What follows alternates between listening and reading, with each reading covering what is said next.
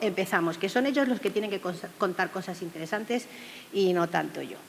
Ivonne Martín, periodista y escritor, cursó estudios de comunicación y periodismo en la Universidad del País Vasco. Tras licenciarse, pasó a trabajar por varios medios de carácter local y combinó esta labor con algo pues, que dice que es una de sus más grandes pasiones. Te envidio, viajar. Sí, qué maravilla. Ya no viajo tanto. Bueno, pero aquel entonces debió ser como... Sí. Bueno, pues esa carrera literaria de Ivonne Martín me imagino que tuvo algo que ver aquellos viajes y el conocimiento del mundo y, bueno, pues una forma de conocer, ¿no? La literatura no es exactamente la novela, no es exactamente como comenzó, sino que él comenzó con las guías de viaje. Claro, era muy propio. Pero, bueno, todo literato que se precie en realidad lleva ahí en ese... Bueno, pues un poco la mochila en la que va guardando todas esas cosas que en algún momento necesita contar y necesita expresar. Y bueno, pues eso es lo que ha dado lugar a su obra literaria. Comenzó su andadura con El Valle sin nombre, ¿verdad? Y bueno, pues también tenemos Los crímenes del Faro, El faro del silencio, La fábrica de las sombras, El último aquelarre y La jaula de sal, que son una serie de 4 libros inspirados en el thriller nórdico. Y si no me falla la memoria, estuvo en Getafe, creo que con La danza de los tulipanes, ¿puede ser? Sí, en el 2019, antes de que el mundo se acabara, se parara y todo esto con la pandemia. Antes de que pegara el frenazo que pegó el mundo totalmente, aquel entonces, 2019, ¿no? Efectivamente. Bueno, pues el pasado mes de diciembre del año 2021 fue galardonado con el premio Camarasa, junto con la escritora Irene Rodríguez Aseijas, por La hora de las gaviotas. Este premio, el premio Camarasa, fue creado en el año 2020 entre diferentes festivales de género negro, entre ellos pues, Aragón Negro, Barcelona Negra, las Casas Ahorcadas de Cuenca, la Semana Negra de Gijón, Granada Noir, Pamplona Negra y Getafe Negro. Es un premio que bueno, pues, trata de destacar la labor de autores menores de 45 o que, bueno, que sean mayores de esa edad, pero que se inicien en el género negro. En el caso de Marta Huelves, bueno, pues ella es madrileña, estudió Geografía e Historia, es escritora y divulgadora de historia y en todos sus proyectos conjuga la pasión por la literatura con el trabajo de investigación. Me imagino que a la hora de documentarse viene muy bien esos estudios y esa pasión que tienes por la historia, ¿no? Sí. Colabora con medios digitales y publica reseñas en libros páginas especializadas de libros y La memoria del Tejo es su primera incursión en la novela negra. Primera incursión y buena incursión. Bueno, por eso estamos hablando de una buena cosecha en 2022. Ana Hernández es licenciada en Periodismo por la Universidad Autónoma de Barcelona. Desde el año 94 cuenta historias sociales de alto impacto en los medios de comunicación. Empezó a trabajar como periodista en la radio. Ha pasado por diferentes emisoras y actualmente recorre el país como reportera de la 1 de Televisión Española en el programa España Directo. No. ¿No? Porque ya no se hace en la hora de la 1, por las mañanas. Perdón. Torpeza mía, efectivamente. Es de reciente, acaba de pasar esto. Me has pillado. Acaba de pasar. Bueno, pues una de las cuestiones, creo que, o uno de los puntos más fuertes de Ana como profesional y también como escritora, es una capacidad extraordinaria para escuchar y llegar a lo más auténtico de los testimonios. Y bueno, yo creo que además de todo lo que has llegado a conocer en esta profesión, pues también ha facilitado o ha puesto mucho de parte a tu hora de convertirte en escritora y en todo lo que reflejas en tus obras, sobre todo, y ya lo hablaremos después porque he hablado con ella hace un ratito, precisamente de los personajes y los escenarios, ¿no? Que es verdaderamente magnífico la descripción que tenemos en sus novelas. En cuanto a Ana Vallabriga, psicóloga, escritora y divulgadora. Colabora en Zenda Libros, en La Verdad de Murcia y realiza podcasts literarios. Un día de libros y también uno sobre crímenes reales, sin ficción, para la editorial Al Revés. Eso de los formatos podcast, luego también si quieres nos lo cuentas, porque eso es bastante más novedoso de lo que estamos a lo mejor acostumbrados a tratar. Estamos a lo mejor más acostumbrados a la reseña por escrito en internet, pero esto de los podcasts me resulta muy interesante. Como he dicho antes, escribe a cuatro manos con David Zaplana, y juntos han publicado pues, 7 novelas, ¿sí? Ningún escocés verdadero fue la ganadora del premio literario de Amazon, que fue cuando nosotros nos conocimos, efectivamente. Ha llovido, ¿eh? Ha llovido. Bueno, La profecía del desierto, que estuviste con nosotros el año pasado. Y tenemos El deseo eterno, que además de un tema de plenísima actualidad, como son las agresiones sexuales con sumisión química, pues además es que fue ganadora del premio Auguste Dupin de novela neta. ¿Verdad que sí? Bueno, y ahora ya sí, ya me callo por fin y dejo que sean ellos los que hablen. La primera pregunta de rigor creo que es que nos hablen de cada uno de su novela, hasta donde se pueda contar, porque obviamente cuando hablamos de una novela de suspense, de cierto misterio, de cierto... hay que ver hasta qué punto contamos. Yo no me atrevo, pero yo creo que vosotros, que sois quien mejor los conocéis, porque son pues parte de vosotros, seguro que sí. Bueno, también siempre te queda la duda, ¿no?, de hasta dónde puedes llegar, pero bueno, yo creo que de La hora de las gaviotas puedo decir que como cualquiera de mis novelas es primero de todo una inmersión en el paisaje vasco, es una inmersión en un lugar, en un entorno que huele a salitre, en un lugar donde la sinfonía de fondo de las olas rompiendo contra la costa lo es todo, está siempre presente. También están presentes el griterío de las gaviotas que nos despiertan todas las mañanas a quienes vivimos en la costa y que en la novela iremos viendo que tienen un papel bastante importante, ¿no? Es que yo no puedo entrar en spoilers, ¿no? Pero lo importante podríamos decir que es que la novela nos lleva a Hondarribia, a Fuenterrabía, que es uno de los pueblos con más encanto de la costa vasca. Estamos a tiro de piedra de Francia, estamos en un universo fronterizo, en un universo que además esa línea fronteriza yo creo que nos sirve también para ver esas líneas por las que se va a mover, esas líneas finas por las que se va a mover nuestro asesino en todo momento. Y nos vamos a un momento como es la fiesta del alarde de Hondarribia, que es una fiesta donde durante 400 años se ha excluido a la mujer y desde hace 25 años hay un movimiento para que la mujer pueda formar parte de esa fiesta, pero la gran mayoría del pueblo no lo aplaude o no se siente identificado por ese movimiento y entonces las mujeres que desfilan en la fiesta se ven sometidas a un boicot terrible y es aprovechando ese boicot, ese momento de tensión en pleno desfile del día grande de la fiesta del pueblo cuando se produce un crimen. Y bueno, pues a partir de ahí ya la novela pues nos va llevando y nos va llevando y nos lleva hasta el final. Bueno, pues La memoria del tejo utilizó este árbol, ¿no?, tan importante, tan histórico, tan totémico, ¿no?, y tan del norte también, para trasladar a los lectores a Asturias, que es una tierra para mí misteriosa, que aúna folclore, mitología, historia y paisaje y gastronomía, claro. En esta novela juego un poco con la dicotomía de lo que es la zona rural, un pueblo muy chiquitito, que es donde situó la acción, que se llama Colombres, que está justo en la frontera con Cantabria, en la zona oriental de Asturias, en contraposición con la ciudad de Gijón. Aquí, pues, en un pueblo donde se supone que no pasa nada, que todo está muy tranquilo, ¿no?, pues secuestran a un adolescente. Y sobre todo me interesa mucho plasmar a lo que pasa cuando sucede algún delito tan atroz como es un secuestro, lo que pasa al entorno de eso, más que el secuestrador o más que el delincuente, lo que le pasa.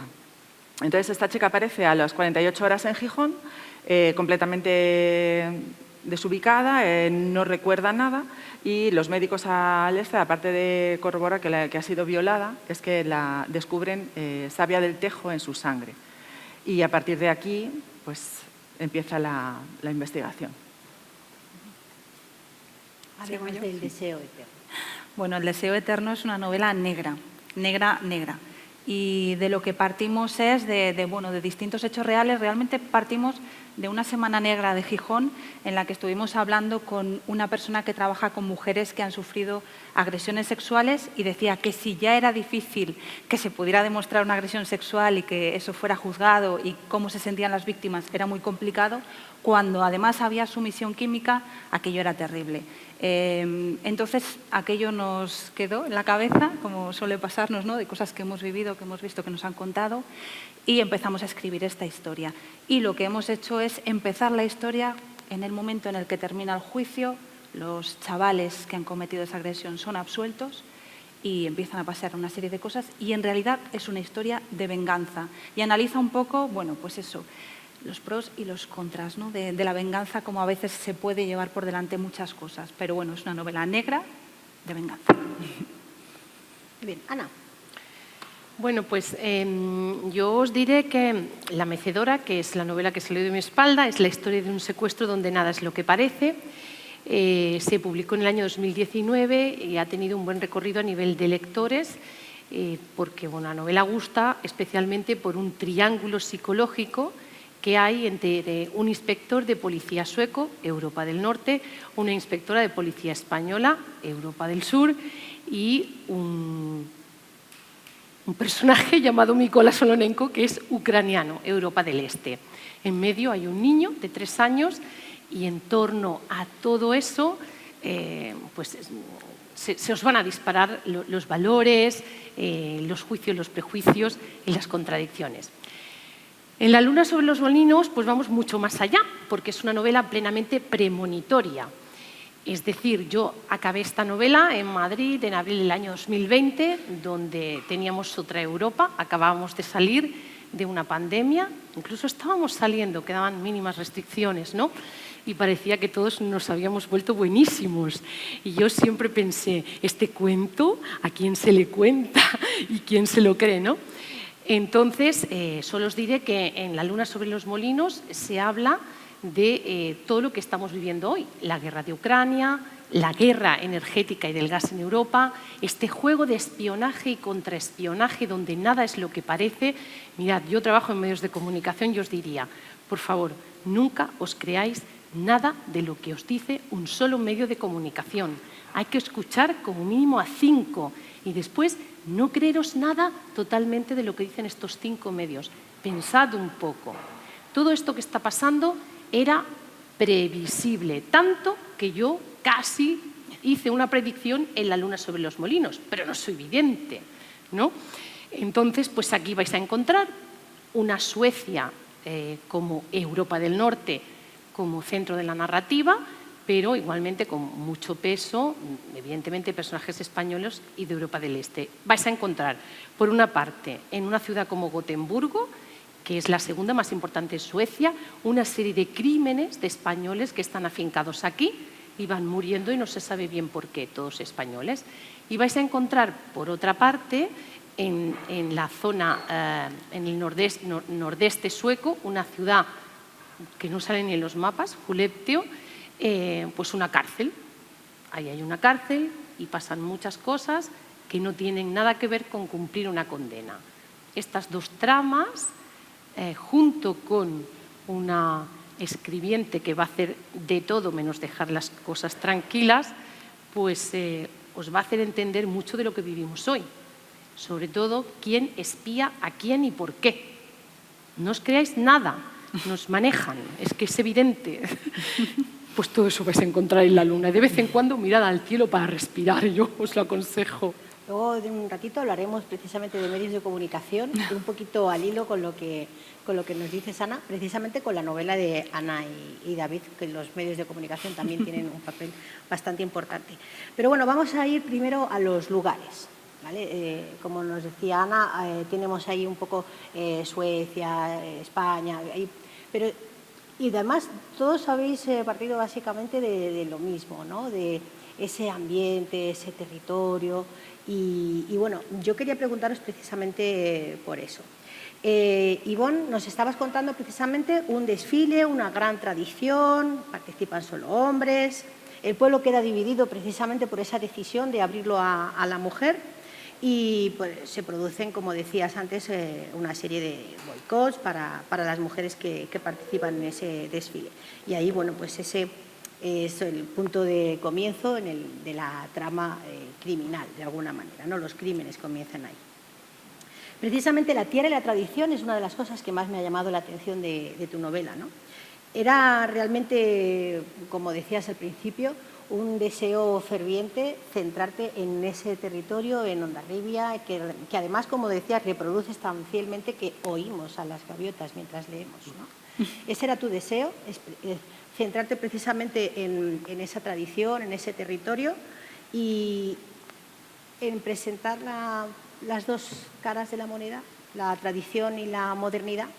Sí, para mí en el momento que yo, bueno, llevaba muchos años viendo, ¿no?, cómo ocurría esto tan terrible en ese momento en el que una serie de mujeres intentaban desfilar y entonces desde las orillas del camino se les boicoteaba con gritos, con zarandeos, con todo tipo de humillaciones, levantando plásticos negros para ocultar su paso.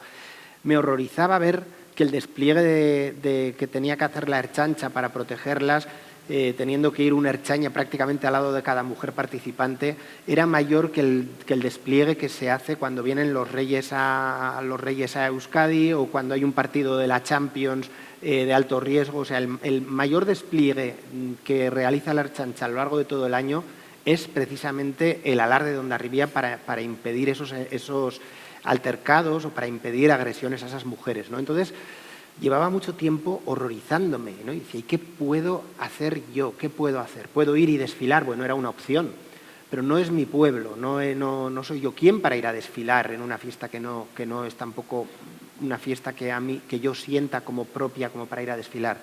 Y dije, ¿qué puedo hacer yo para poner un granito de arena para que de esto se hable? Porque creo que cuanto más se hablen de estas cosas, más se avergüenza quien actúa de manera incorrecta, o yo creo totalmente incorrecto, alguien que está boicoteando la celebración de otra persona. Y dije, bueno, pues la mejor manera, el mayor altavoz que tengo yo es un libro. Pues empecemos un libro con ese desfile, introduzcamos un asesinato ahí y eso va a desestabilizar totalmente, ¿no?, el pueblo durante toda la trama en la que hay un asesino allí.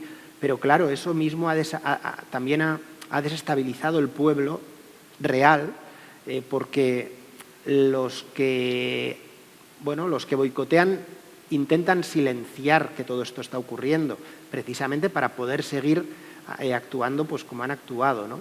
Y entonces, bueno, yo incluso recibí muchísimas, no amenazas, pero sí por redes sociales, todo tipo de insultos, bueno, fue muy desagradable el momento de la publicación del libro. Entonces, eso me hizo ver un poco que iba por el buen camino, ¿no? Que dije, bueno, ¿yo qué quería conseguir? Remover conciencias. Quería que quienes están ahí haciendo ruido, que los intolerantes, pues pasaran vergüenza. Y está claro que si a mí me están insultando es porque les ha dolido que toque ese tema, ¿no? Entonces, yo quería que el libro se desarrollara en Hondarribia porque es un lugar precioso que me encanta. Me parecía que como escenario era un escenario que me funcionaba muy bien y aparte, bueno, pues quería de algún modo pues azuzar algo, ¿no?, con esta crítica al alarde y parece que, bueno, pues algo hemos conseguido. Desde luego, creo que sí, ¿no? Lo que decías, si ha habido quien se ha molestado es porque realmente ese aspecto lo has conseguido, ¿no? Estaba leyendo aquí precisamente el claim, la frase con la que la editorial vendía el libro, ¿no? Y es: el odio es el enemigo más peligroso. Y realmente, claro, yo he sentido el odio ese de quienes quieren impedir que las mujeres desfilen, ¿no? O sea, dices, bueno, pues sí, el odio es un enemigo peligroso, por lo menos desagradable, ¿no? Y bueno, en el libro queda claro que el odio, que es quien mueve al asesino, pues es peligroso. Pues a raíz de ese odio en redes, también retomaremos algunos otros aspectos de las novelas de las invitadas a la mesa. Pero hablando de territorio y de tradiciones, creo que no me puedo más que detener en Asturias. Nos lo estabas contando, precisamente esa atmósfera tan, pues no sé, del pueblo pequeño, el lugar idílico, ideal, lleno de misterios, porque es que realmente, no sé, ves esos árboles, sobre todo para los que, bueno, somos un poco más de secano, cuando nos deleitan con ese tipo de descripciones tan estupendas, llenas de árboles y de verdor, y ese misterio que todos comprendemos que, bueno, pues que hay en Asturias, bueno, también por la zona del País Vasco, Galicia, todo eso que a todos nos llega tanto. Ahí, en ese sentido, creo que también querías demostrar precisamente hay algo, ¿no? Es decir, esa tierra que creo que estás muy unida a ella precisamente porque has querido retratarla y demostrarnos que está ahí y que, bueno, a lo mejor no quieres que vayamos a ese un pueblecito tan pequeñito. No sé, como está el tema del turismo, sí, ¿no? ¿Podemos Sí. ir? Sí, además es un pueblo encantador, o sea, es un pueblo... ¿Verdad? Sí, ¿sabes qué pasa además? Que, bueno, es un poco de formación, digamos, porque soy historiadora. Entonces, claro, a mí me encanta cualquier historia que me cuenten por allí, y hay muchísima, y sobre todo en este pueblo de Colombres, enlaza mucho con la historia de los indianos, ¿no? Está el Museo de la Emigración y tienen muchas casas de indianos, además muy bien conservadas, además cuidan mucho el patrimonio y digamos, aparte de foco turístico, también conservan un poco esta parte dolorosa, ¿no?, de la emigración, ¿no? Y en este pueblo, que es muy pequeñito, ya te digo que es muy coquetón, es muy así, muy cerquita del mar, es muy tranquilo. Bueno, pues se me ocurrió también, como lo que te decía antes, un poco para hacer un poco como de terror un poco psicológico, ¿no? De esto de cuando tú estás en tu casa te sientes a gusto, estás confortable, parece que no va a pasar nada, ¿no? Y bueno, hasta en los lugares más idílicos el mal actúa, ¿no? Entonces, eso es lo que te iba a Claro, comentar. es lo que te remueve un poco, ¿no? O te indispone, ¿no? El decir, jolín, en un sitio tan maravilloso y fíjate lo que puede pasar, ¿no? Además, Asturias para mí esta novela ha sido como un homenaje a una tierra que llevo frecuentando muchos años, me une una pasión tremenda y porque la verdad es que reúne todo lo que a mí me gusta, o sea, aparte de la historia que te decía, me encanta la arquitectura, me encanta el folclore y la mitología y entonces, a ver, aquello es terreno abonado, ¿no? O Para sea, una es historiadora y claro. además Sí. con gusto por expresarse a través de la literatura es que es un plato Sí. delicioso. Y además eso, yo aprovecho cualquier pincelada, sobre todo en la portada, se ve, es la Casa de Indianos, que es la Quinta Guadalupe, es el museo este que te digo de la emigración. Bueno, es un edificio preciosísimo, porque está muy bien conservado, es muy bonito, pero además tiene detrás una historia muy potente, ¿no? O sea, aparte del indiano que lo construye para su mujer como regalo, que ella nunca llega a ver, bueno, pues cuando se acaba todo aquello fue una casa de reposo, que era, como decirlo así en fino, ¿no?, un hospital psiquiátrico para gente rica. Luego fue un hospital de sangre durante la Guerra Civil, después fue casi un orfanato, o sea, pasó por un... Bueno, eso, entonces yo me he permitido también ahí, para no hacer spoiler ni nada, pero llevar un poco esta historia que cierra con un personaje. No es un flashback, pero bueno, es como un relato dentro de la novela, en el que hay un médico que está trabajando en esta casa de reposo, ¿no? Y ahí es donde surge o donde llega el hilo conductor que lo une al tejo. El porqué del tejo. El árbol del tejo. Antes lo comentabas y creo que estarás de acuerdo conmigo en la manera en la que yo lo pensé cuando lo leía. Quizá estamos todos acostumbrados al mal de las grandes urbes, ¿no? Es decir, nos vamos a encontrar todo tipo de peligros, es normal que nos sintamos desamparados, solos, y en ese lugar idílico en el que nos sentimos como recogidos en un verdadero hogar, ¿no? Un pueblecito pequeño en el que no tendríamos que sentir miedo, justo es donde cualquier situación que sucede es precisamente muchísimo más inquietante, ¿no? Porque la desaparición de esta niña, de Irene, yo creo que es precisamente muchísimo más inquietante por el hecho de que es en un sitio tan pequeño, ¿verdad que sí? Sí, porque juego también un poco, aparte de bueno, que los pueblos todo el mundo se conoce, ¿no?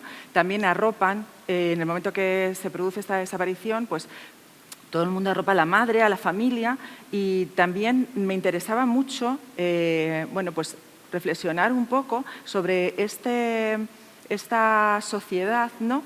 De mujeres que se apoyan en un determinado momento. Hay muchos personajes femeninos. Entonces, no solamente la que está en el pueblo, una es profesora y tal, sino la Policía Nacional, la Guardia Civil. O sea, son mujeres que, digamos, aunan esfuerzos con un bien común, que es detener a la persona que está haciendo este daño tan grande, ¿no? Porque una violación sin que tú lo sepas, y posteriormente una segunda que ya llega a Gijón, y entonces, bueno, aquello ya se empieza a remover un poco, es así. Y es verdad que también me interesaba sacar esta novela negra, que no es negra, que es casi gris oscuro, no es novela negra al uso, pero me interesaba sacar de las grandes ciudades. Creo que para mí es muy motivador, sí. Es bastante interesante. En el caso de Ana Hernández, como nos lo comentaba antes, precisamente todavía mucho más. Es que estamos hablando de Suecia, estamos hablando de España. Yo creo que referencias nacionales e internacionales tan importantes, pero sobre todo quizá primero me voy a centrar en la parte nórdica. ¿Ha tenido algún tipo, o ha servido algo de inspiración la novela negra nórdica? ¿Eres lectora? Totalmente. Yo soy fans por activa, por pasiva, pasado, presente y futuro de Henning Mankell, y no lo voy a negar. Y también de un matrimonio, Ana, que escribía, Maisival y Per Balú, era un matrimonio de periodistas comunistas que escribieron toda su obra, del inspector Martin Beck, pues a 4 manos. Esto me fascina, yo no me veo escribiendo con mi marido nada, nos mataríamos el uno al otro, estoy segura, ¿no? Entonces, pues sí, a través de las novelas de Mankell yo descubrí que en el mapa había un país como Suecia que era muy diferente a lo que yo sabía, aparte de ABBA y poca cosa más, pues descubrí un país con este escritor, tanto que me enamoré de ese país y quise vivir en él, y es lo que hice. Y a raíz de ahí, pues inventar todo. Yo quería... Yo no podía ser sueca, pero quería vivir en Suecia y quería trabajar en Suecia, no quería ir de vacaciones a Suecia. Y pensé, pues me tengo que inventar algo, pues me voy a meter una saga policíaca con un inspector sueco como policía, que yo sé cómo se mueven Wallander y Martin Beck, yo esto lo sabría hacer muy bien. Y que leí mucha literatura sueca, por supuesto. Y luego, pues nada, se te cruza alguien en la vida, como le comentaba a Ivonne, que es ucraniano, y adiós. Suecia, nórdico, esto es un lío, ¿no? Pero así fue, o sea, yo descubrí un país por la novela negra de un escritor. Os recomiendo toda la obra de Mankell, más allá de sus tramas policíacas o de suspenses, cómo describe ese país y lo bien. O sea, es que es la Suecia real y profunda, esa, ¿no? En cada renglón, cómo suena el mar, cómo es el gris, cómo es el frío cuando te pones un jersey de lana, de algodón. Hay que leer esto para saber cómo es Suecia, ¿no? Y bueno, pues yo me he esforzado en intentar hacerlo, pues al menos... el 25% de bien que lo hacía Mankell. No sé si lo he conseguido, pero vamos, he trabajado mucho para que sí sea, ¿no? El trabajo de descripción y de hacernos viajar a todos a Suecia, yo creo que está muy bueno, pues la verdad es que para sí. mí ha sido pues la profesión de escritor, lo sabéis, compañeros, en sí es durilla, ¿verdad? No, bueno, al menos para mí lo es. Entonces, pues hay muy pocos momentos que te recompensan de un trabajo que es picar piedra y estar más solo que en la una en el desierto. Esto es así. Pero cuando te dicen, ostras, pero tú eres sueca, porque es que, pues esto para mí dices, ostras, pues es que realmente he conseguido algo que yo pretendía, ¿no? O cuando me dicen, pero vamos a ver, pero tú has vivido en Ucrania, tú eres ucraniana o eres rusa, piensas, pues ostras, esto también lo has tenido que trabajar bien si te confunden, ¿no? Esa simbiosis. Entonces, pues eso es algo que me gusta mucho, pero no por narcisismo, sino porque realmente yo o sea, es que me he enamorado de lo que he hecho. Y si he podido transmitir mi amor en cómo suena el viento en Suecia o cómo es un día soleado, pues para mí es mucho, porque lo he conseguido, ¿no? Ostras, pues mira, si dicen que soy sueca es que debe ser como así, ¿no? En el caso del deseo eterno, Ana, habéis elegido Ibiza. Que nos gusta documentarnos. Bueno, efectivamente, claro, ya Y qué puestos, mejor sitio, ¿no? Dices, bueno, pues ya que... voy puestos a tener que documentarse, más vale que sea, pues efectivamente, un lugar tan maravilloso y como Ibiza, Asturias, Ribia, claro que sí. El caso es, bueno, utilizar el paisaje precisamente a nuestro favor. Y además de darlo a conocer y ponernos los dientes largos a los que leemos y no podemos trasladarnos así de pronto a esos lugares, pero además también utilizarlo, como digo, a nuestro favor. ¿Habéis elegido una población de ese tamaño precisamente por la necesidad de Sí. que la trama sea realmente así de asfixiante? Bueno, elegimos Ibiza como podríamos haber elegido cualquier zona de la costa donde hay muchísimo turismo. Esto es lo que nos decían cuando estuvimos en Gijón, ¿no? Que a la hora de elegir las víctimas son muy cuidadosos, no eligen a cualquiera. Este tipo de crímenes se producen sobre todo en zonas donde hay muchas turistas que no dominan el idioma. Eso es un punto a su favor porque siempre cogen a mujeres menudas que son fácilmente manejables y que además no hablan el idioma, de tal manera que cuando se despiertan después de haber tenido, en este caso usan la escopolamina, la burundanga, pues ahí sabes que algo ha pasado, intuyes que algo ha pasado, pero no sabes exactamente el qué. Entonces, si encima lo tienes que expresar con todo el estrés que tú tienes a la hora de despertarte en esa situación, tienes que expresarte en un idioma que no es el tuyo, en un lugar que no es la vergüenza que tú tienes además, pues es que son los lugares donde sucede. Por eso lo ambientamos en Ibiza, aparte de que, bueno, había que ir a documentarse y nos parecía bien, pero básicamente por eso.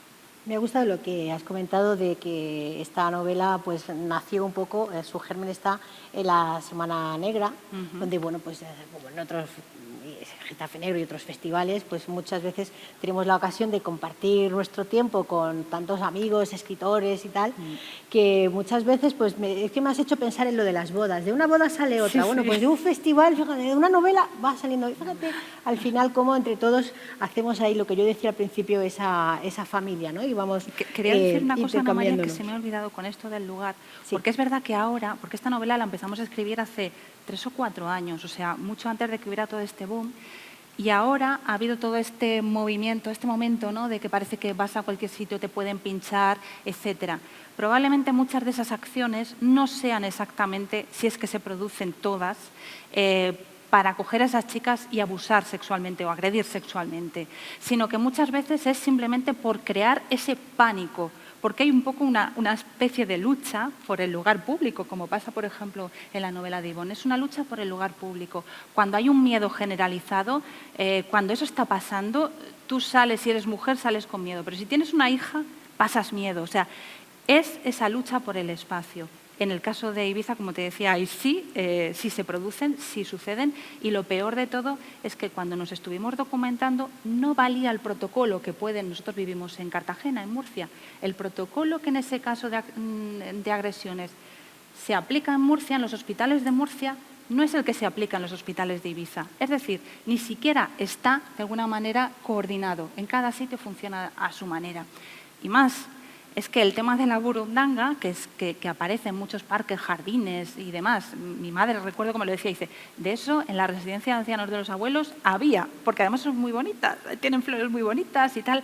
Bueno, pues yo recuerdo haber llamado al Seprona para decir, pero esto se puede plantar, yo puedo plantar, estoy entre marihuana y esto que me conviene. No, planta esto, que esto es legal.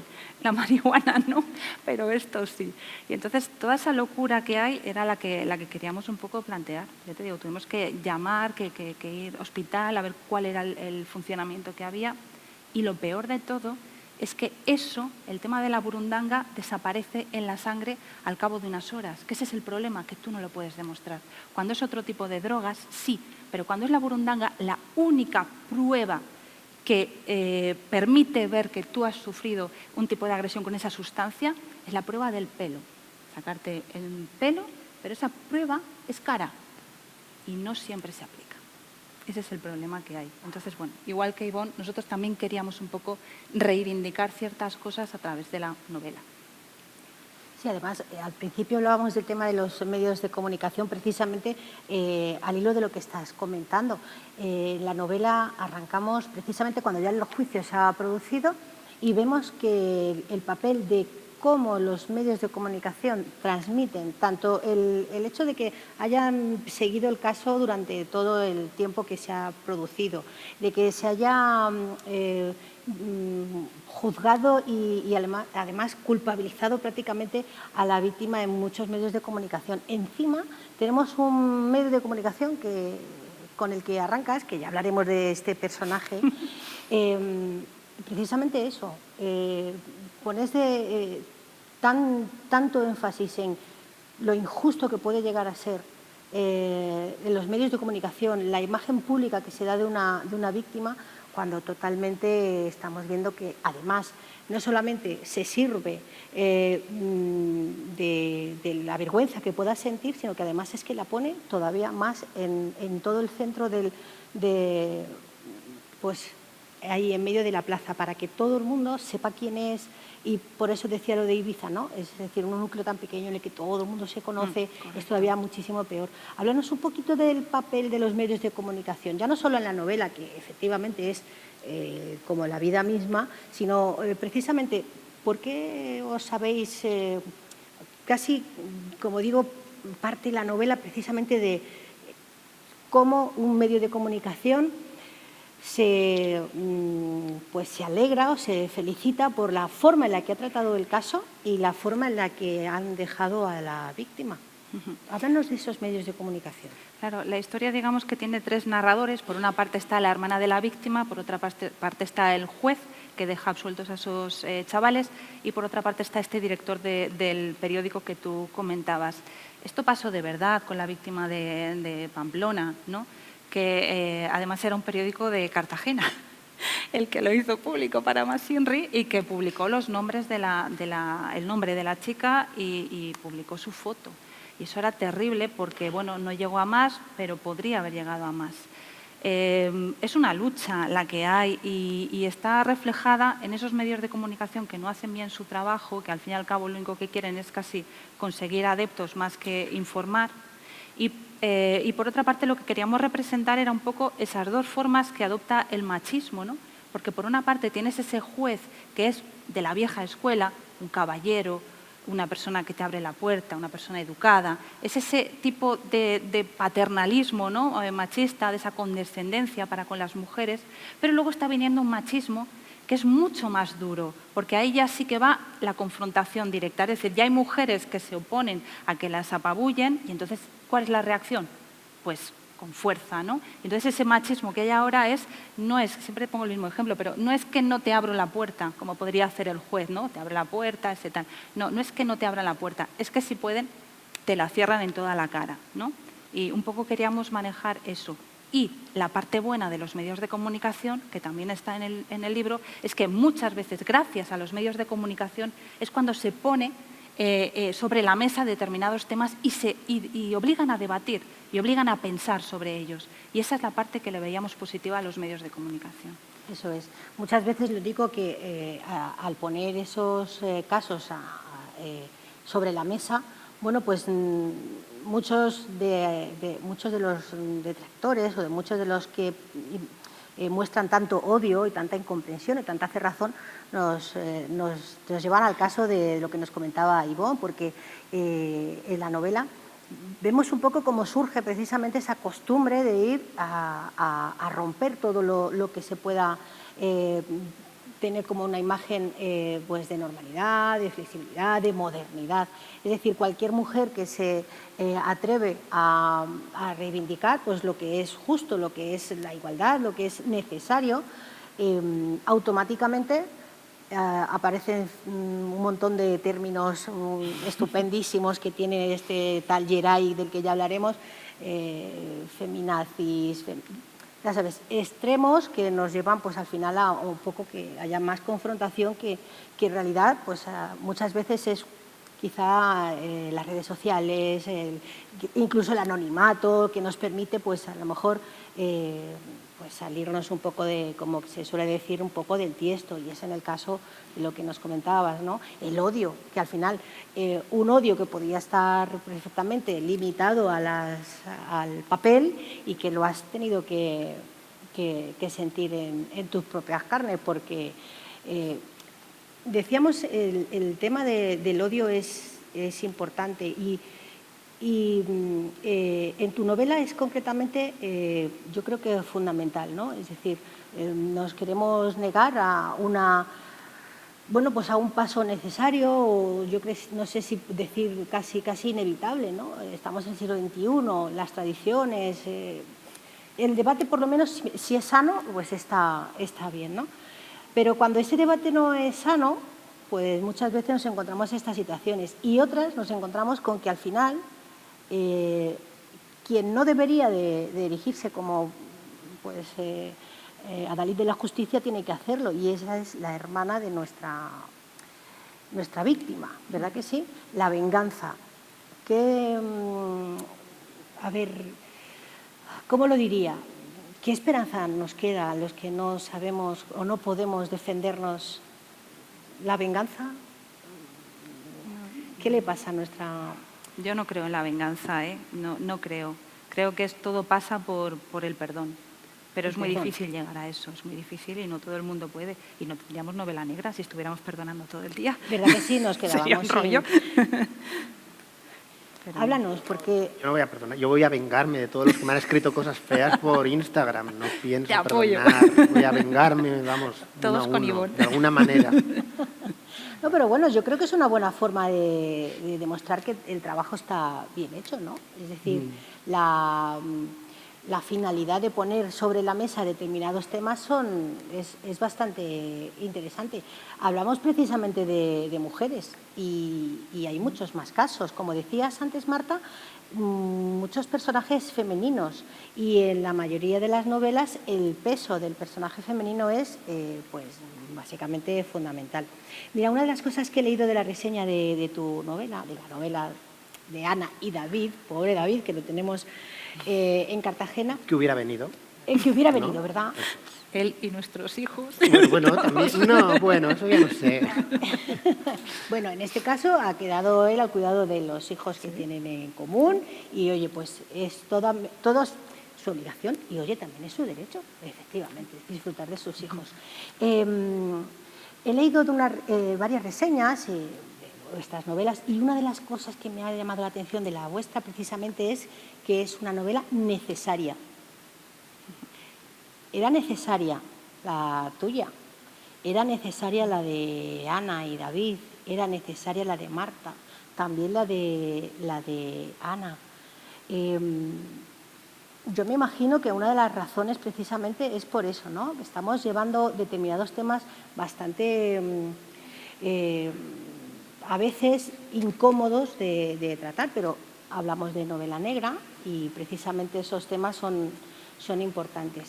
Yo creo que a ver, siempre decimos lo mismo, pero es real. Yo creo que en cierto modo la novela negra nos permite, como son novelas actuales y en las que pasan cosas feas, porque en la vida pasan cosas feas, nos permite radiografiar bastante bien la sociedad actual y nos permite también denunciar muchas cosas, ¿no? Uh-huh. Y entonces a mí, se me viene a la cabeza el Toro de la Vega, o sea, todas estas cosas que nos horrorizan cuando las vemos en televisión y que a la gente del pueblo le molesta muchísimo que se hablen de ellas, ¿no? Van los medios de comunicación a Tordesillas y salen pues a palo limpio o a pedradas todos los años, ¿no? Porque no quieren que hablen del Toro de la Vega.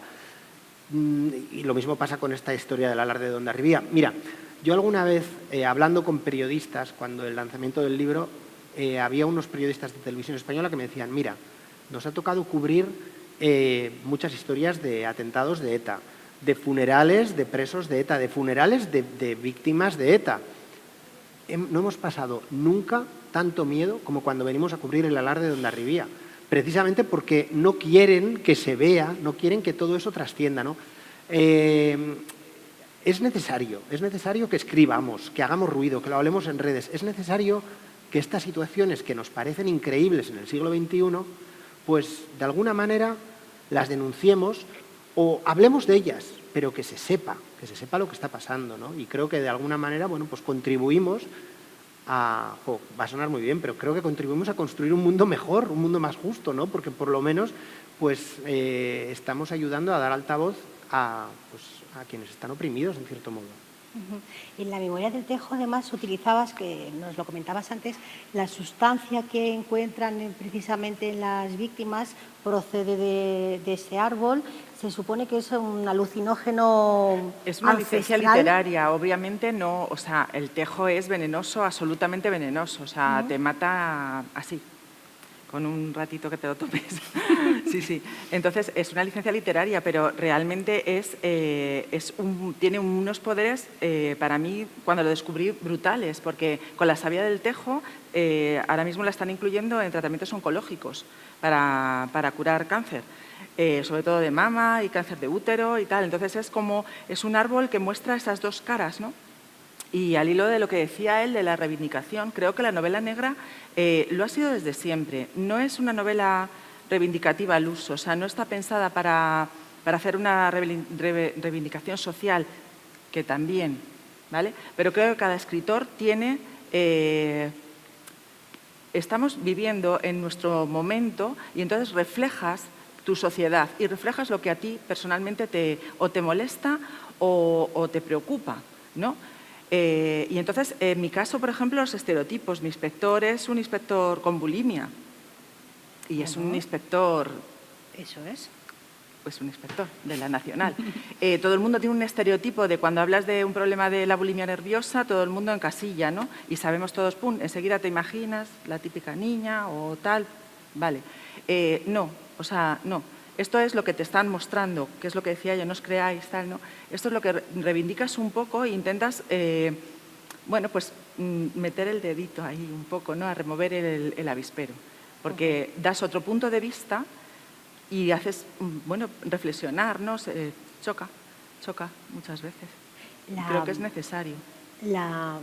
¿Cómo digamos?, de defensión de aquellas personas, lo que es, en el caso conocemos al nada más comenzar con Irene, que desaparece, la impotencia que siente su madre, que durante 48 horas, no, bueno, lo primero que has comenzado, yo creo que por uno de los grandes terrores que tenemos todos los que tenemos hijos, obviamente, ¿no? Y luego además esa sensación de la niña que con el alucinógeno en realidad no recuerda nada. ¿No? Esa indefensión, que hablábamos además precisamente con el tema de la burundanga y tal, ¿lo pensaste precisamente al hilo de estos casos de los pinchazos? Bueno, yo tengo hijas, es una de las cosas que te preocupa, pero como mujer creo que el infierno es doble, o sea, porque no solo porque no recuerdas, el problema es que te puedes imaginar cualquier cosa, esa y el miedo, ¿no? Muchas veces es el miedo de imaginarte lo que pasa más que la realidad, porque a lo mejor no fue así como tú lo imaginas, pero como el miedo es libre, se te desboca, ¿no? Y es mucho más terrorífico, ¿no? Creo yo que en ese sentido sí es mucho más terrorífico lo que no sabes que lo que sabes. Pues hablábamos precisamente de si es meditado que tengamos pues a Ane Cestero, tenemos a la inspectora Roldán, pero también a Berta, que es la madre de Irene, a Covadonga, que también es interesante. En el caso de Ana, el deseo eterno, tenemos precisamente a la que quizá menos pensamos que es la que va a defender a la hermana, la vengadora, que es la mujer también. Y en el caso de Ana tenemos a Elena Rius también.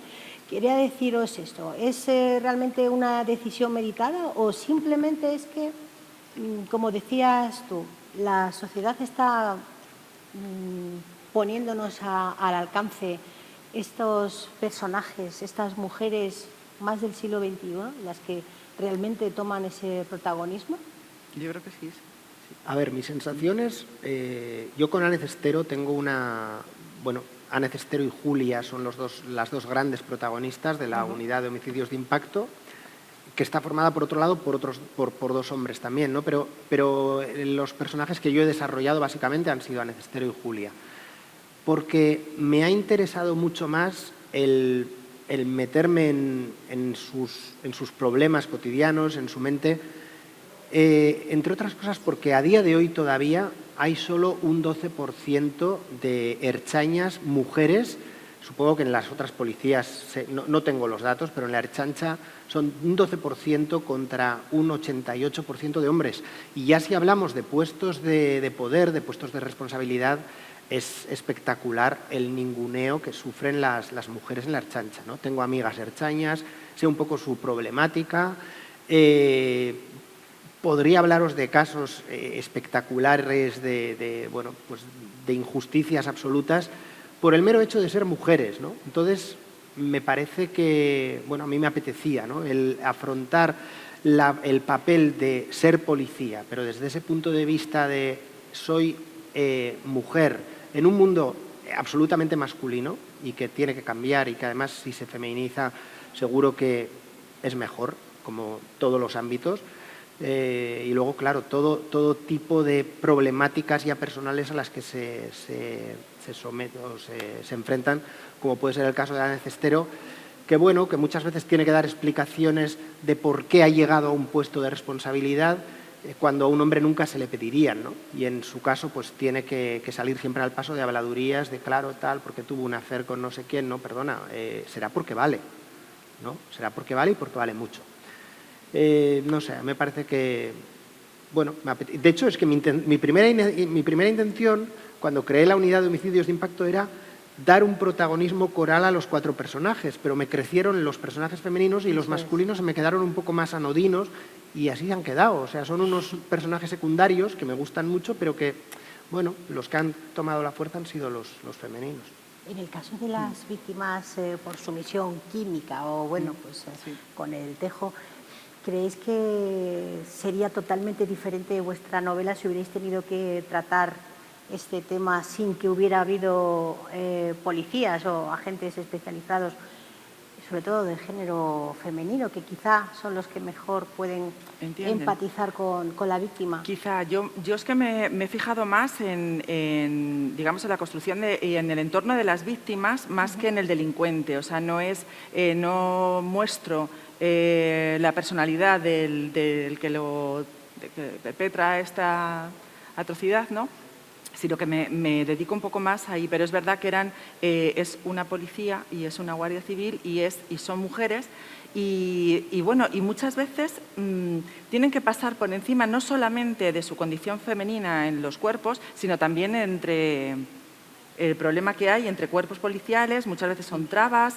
ellas superan de alguna manera porque su objetivo son las víctimas. O sea, realmente son tan profesionales como cualquier hombre. O sea, a unos policías nacionales o tal, su idea es atrapar al malo.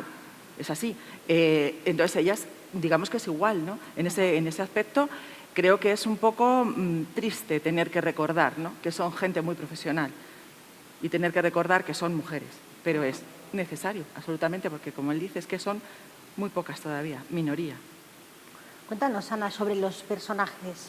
Bueno. Que además de, bueno, pues esa ambientación, como nos decías antes, en Suecia y tal, también tus personajes los has trabajado psicológicamente, desde luego, están perfectamente delineados. Es yo creo que un empeño en demostrarnos cómo son, en hacérnoslos casi de carne y hueso, imaginarnos cómo son por tu parte, magnífico. Háblanos de tus personajes y de su construcción. Yo, la verdad es que el género no lo veo en un personaje. Evidentemente que en mis novelas hay muchos personajes femeninos, también masculinos. Yo a la mujer la he visto llegar muy lejos. Afortunadamente, yo que no sabía nada de Policía Nacional cuando empecé a escribir novela negra en el año 2014, pues un comisario muy querido para mí me hizo llegar muy pronto a comisarias principales, a mujeres que están en la cúpula policial. Esas mujeres que empezaron siendo policías rasos cuando aquí había terrorismo y atentados terroristas y han conseguido llegar a ser comisaria principal. Imagínate, ¿no? Pues no sé, en La luna sobre los molinos vais a ver una directora de prisiones. Pues que yo la conozco, realmente invento muy poca cosa, me inspiro mucho en lo que veo. pues es una mujer que es directora de prisiones y que te cuente cómo ha llegado ahí, pues es también, no sé, afortunadamente he visto que muchas mujeres llegan muy lejos. ¿Les ha costado? Claro que sí. También el sufrimiento de la mujer está en mis novelas, ¿eh? Y hay abusos sexuales, y hay violencia por sumisión con drogas. Todo esto también está, y está muy visto, y hay que denunciarlo, y está ahí, y es crudo. Y yo tardo poco en escribir una cosa dura, no necesito más de un párrafo, porque es que el hecho es duro en sí mismo, ¿no? Pero quizá me ha interesado más, no tanto si es hombre, es mujer, es ella, él, no tanto esto, sino qué hay detrás de la persona, ¿no? Todos tenemos un pasado, venimos de una familia, hemos jugado de pequeños con unos amigos, unas amigas, unos perros, unos gatos, hemos sido adolescentes, hemos sido adultos, hemos fracasado, hemos triunfado, nos han pasado muchas cosas y son las mismas cosas. Sí, vivido de una forma diferente, claro, pueden violarte siendo mujer y también siendo hombre, ¿eh? En las cárceles esto pasa continuamente. Entonces, me ha interesado más allá del género, qué le pasa a la persona. Y cuando tienes una persona delante, ¿qué hay detrás, ¿no? Y es lo que yo siempre he querido buscar. Pues, y además, lo busco en lo que veo, ¿no? Mi vida es sencilla y complicada a la vez. Pues hoy he venido a Getafe, para estar aquí he tenido que grabar 2 reportajes de la tele previamente. Si no, dime a mí cómo puedo estar yo aquí. Pues es complicado con la vida que llevo, ¿no? Pues ya en el primer reportaje he visto a un chico con síndrome de Down que es campeón en karate a nivel mundial. Le he visto hacer unas catas y es que me he quedado muerta. Ese chico ya merece una novela, pero podía haber sido chica, ¿no? Es que después he ido a conocer a una gente maravillosa que hoy nos acompaña, de la Asociación de Getafe al Paraíso. Y he conocido 2 cuñadas allí que me han dicho, pues somos cuñadas, ya como lo han dicho, hay toda una historia detrás. Y esa frase me atrapó, no vi nada más. Desde que me dijeron, somos cuñadas, y se pusieron una encima de la otra, el brazo por el hombro, podían haber sido cuñados. No tengo mucha más capacidad de ver allá a la persona más allá de su género. No, esto se me queda grande, yo creo que sé tan poco. Tengo una hija a la que llaman feminazi. Es que continuamente me trae a casa ese debate. Lucha, va a las manifestaciones, se enfrenta a la policía, recibe palos y la llaman feminazi. Y tiene muy claros cuáles son los derechos. Pues es que yo cómo defiendo eso, Dios mío. Es que me veo muy pequeña al lado de mi hija que con 20 años te explica claramente qué es lo que pasa en una discoteca y cómo hay que lucharlo y pelearlo en la calle. Yo es que me siento tan inútil a su lado y pienso, qué bien, ¿no? Pues que vaya viendo mujeres así, quizá no tan pavas como yo, ¿no? Que no sé ver según qué. O bueno, lo veo de otra manera, ¿no? Pero realmente pues estoy muy orgullosa de mi hija, pero que la llamen feminazi no lo sé. Claro, a lo mejor precisamente en tu labor como periodista y como escritora y en la de nuestros invitados también como escritores que vemos que al final parece que no, pero sí tiene su efecto y tiene bueno, llega a quien tiene que llegar y duele a quien tiene que doler, pues bueno, creo que sí que es tu granito de arena, ¿no? Es que fijaros qué está pasando con todo esto del género. Es que tenemos a las personas no binarias. Yo he hecho entrevistas, es que yo alucinaba cuando me hablaban de esto. No sé, hostia, ¿qué ha pasado aquí? Leo tal, ya sí, pero es que no voy a saber ni utilizar el lenguaje correctamente, esa presión y ese agobio. Y todo es mucho más sencillo, ¿eh?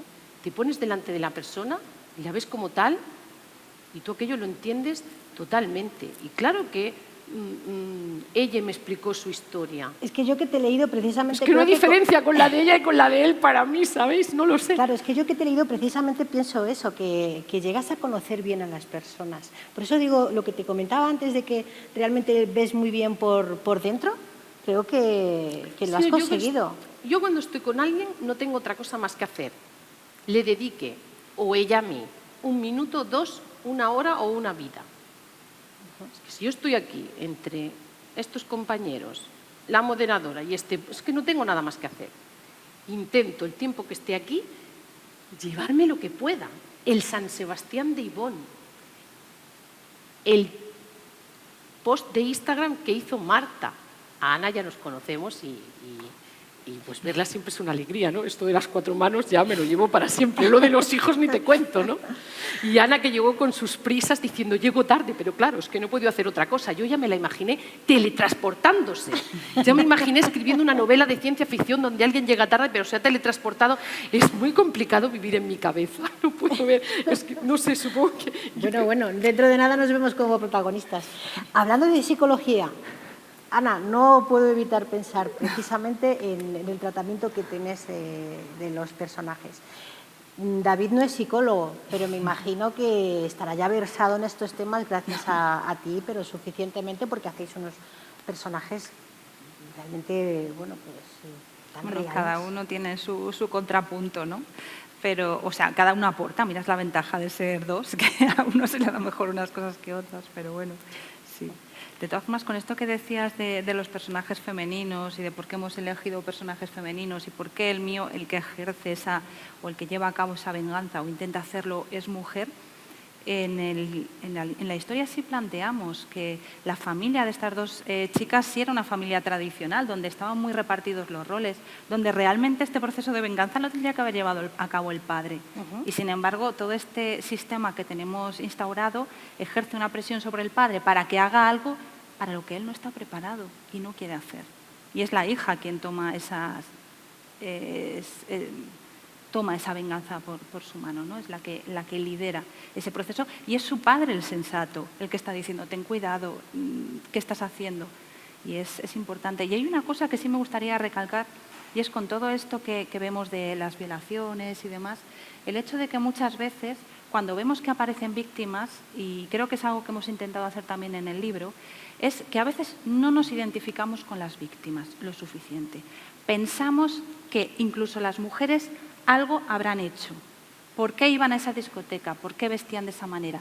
Lo pensamos de una manera muy sutil y lo pensamos por lo siguiente, porque es una forma de protegernos a nosotras mismas, de intentar no salir con miedo a la calle, de pensar, no, a mí eso no me podría pasar. Le ha pasado a ella porque ha hecho... Y vas buscando la explicación para no tener miedo, ¿no? Había... creo que fue la periodista, creo que fue Noemí Trujillo, pero no Noemí Trujillo, Noemí. que hablaba, Trujillo. no sé si habréis leído un artículo que ella escribió, de que cada época tiene su caperucita.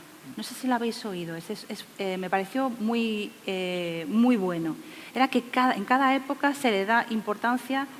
Hay crímenes que van pasando por épocas. En mi época fue los crímenes de Alcácer. Nos marcó a las chicas y estábamos como temerosas de salir a la calle.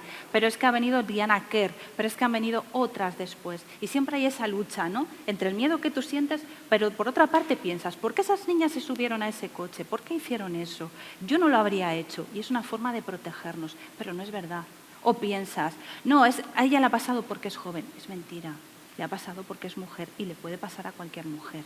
Entonces, era una cosa que también queríamos reivindicar dentro del libro. O sea, intentar empatizar con la víctima porque todas podemos ser esa víctima.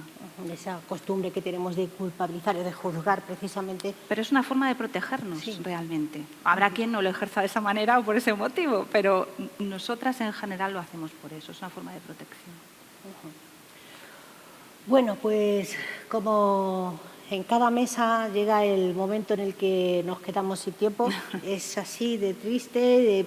A mí me encanta pasar la tarde entera hablando con los invitados, con ustedes, pero siempre nos queda la pena de que nos tenemos que despedir. Lo único, sí, podemos abrir un turno de preguntas por si alguno de ustedes quiere plantear alguna cuestión, alguna... duda que haya quedado sobre alguno de los temas o incluso sobre las novelas que traen nuestros invitados, de las que nos han hablado, hasta donde podemos hablar, como decíamos. Si hay alguna cuestión en el público, alguien que quiera preguntar alguna cosita.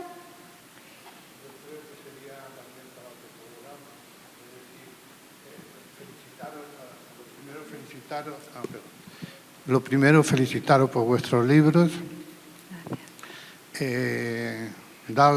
Decir a Ana, si me permite, la sueca, que tiene una cabeza maravillosa. Y luego la pregunta es, ¿pero cómo demonios se escribe una novela negra? Porque es el sueño de mi vida y ahí estoy. Bueno, pues todo vuestro, compañeros. Poniéndose, yo diría que poniéndose. Pues yo qué te diría que todo empieza en un párrafo y que el párrafo es mucho más sencillo, que se compone de frases. Entonces, escribir una novela, compañero, a mí me cuesta. Yo tardo en escribir una novela. La primera la publiqué en el año 2019 y la segunda la he sacado en marzo de 2022. O sea que... y empecé a trabajar en el año 2014. Yo rápida escribiendo no soy. Pero me mezco con cada palabra. Entonces yo te diría, hay que empezar. No sé si escribes a mano, con ordenador, a máquina, grabas, no tengo ni idea. Pues yo te diría un párrafo. ¿Qué es mucho? Una frase. ¿Qué es mucho? Una palabra, una lista de palabras, de cosas que quieras contar. Porque eso ya te va a poner en un bucle del que no podrás salir. Si tú realmente quieres escribir una novela, sea negra, rosa, blanca o amarilla, eso se hace con palabras y las palabras tienen que salir y a veces están como taponadas. Vamos a soltarnos. Y yo siempre lo digo, párrafo y si no frase y si no palabra. Y si te salen 2 párrafos, 1 página, 3, tú dale, no te frenes. Ella decía precisamente lo de pico y pala. Pico y pala, ¿no? Pico y pala. Es picar piedra. Es que para mí, como yo lo vivo, con todo el respeto a otros escritores que tengan otra opinión. Este es un oficio duro, es un oficio de horas, es un oficio de escribir, leer, reescribir, leer, reescribir, leer, y no hay más. Investigar. Pero bueno, si te gusta, pues ahí vas haciendo, ¿no? Fíjate las modistas, cuando cosen o... Muy trabajoso, pero bueno, creo que... O los nos artesanos, encanta, ¿no? Sí, yo estoy de acuerdo. Yo te diría que si tienes una idea vaga de algo, te sientes y te pongas a escribir. Te pongas a escribir y avances unos capítulos, date un tiempo, vete escribiendo unos días hasta el momento en el que digas, bueno, he empezado ya a no saber qué hacer con mi vida, ¿no? Que entonces relee y móntate un esquema de por dónde tienes que seguir, a dónde quieres llegar, pero en principio lo que tienes, esa idea genial que te parece que debes de tener por ahí para empezar a escribir, sácala y venga y plásmala y tira adelante y ya tendrás tiempo a los 20 días, a la semana o a los 2 meses de parar y decir, bueno, a ver, esto que he escrito merece la pena, vamos a ordenar las cosas y vamos a intentar que lleguen a buen puerto, porque desde luego lo que no puedes es empezar a escribir y que te lleve a buen puerto. Tendrás que pararte, tendrás que ordenar, que hacer esquemas, que hacer historias, por lo menos en mi caso. Pero de entrada, empieza a escribir y empieza a gusto y disfrútalo. Y igual cuando lleves 10 días dices, vaya puñetera mierda, ¿en qué lío me he metido? Y ya está. Pero empezar. Bueno, Marta te puede hablar de unas novelas grises, como ella ha dicho, sí, yo gris y Ana oscuro. de novela negra. ¿Alguna recomendación? Sí, yo esa. O sea, la mejor es empezar y creo que es muy difícil sacar lo que tienes en la cabeza y ponerlo en un papel, pero hay que empezar, no, ni página en blanco, ni yo creo que esto es mitología, ¿sabes? ¿Asturiana o vasca? Bueno, pues yo creo que hay de todo. Porque yo creo que sí, a mí no me sucede la página en blanco, pero si no escribo unas cosas, escribo otra, da igual. Sí. O sea, el caso es escribir. O sea, realmente uno no se siente y dice, voy a escribir una novela. Y bueno, a mí lo de la soledad del escritor, pues no me pasa. Estoy sola, es verdad, pero no me siento sola. No sé, la diferencia es así. Estoy sola físicamente, porque escribo físicamente sola, pero no me siento sola. Entonces, es una manera de disfrutarlo mucho. Creo que si no se disfruta... Claro, eso es. Claro, ese es otro punto. Escribes una novela. Que esa novela te dé de comer es muy complicado. Entonces, en cualquier caso, que sea un proceso que disfrutes mucho, que te lo pases muy bien, que sea un planazo. Si no va a serlo, si va a ser un sufrimiento, déjalo y vete a Canarias. satisfacción personal es un reto Eso. Claro. para mí. Pero Eso. eso lo vas a encontrar con cada Pues a palabra. disfrutarlo. Y mientras lo disfrutes, adelante. Es que eso te lo van a traer las palabras. Ahí Esas que están ahora no se sabe dónde. ¿Vale? Ese bienestar, ese placer, tú lo vas a sentir con cada palabra, con cada frase, con cada idea que escribas. Aunque eso luego se transforme en otra cosa. Yo estoy de acuerdo con Marta. Yo creo que aunque la escritura es un proceso en soledad, en realidad, no te sientes solo. Y Ana Vallabriga es la que no se siente sola cuando está escribiendo. Claro, ella tiene esa Yo a jugada. veces demasiada Demasiada compañía.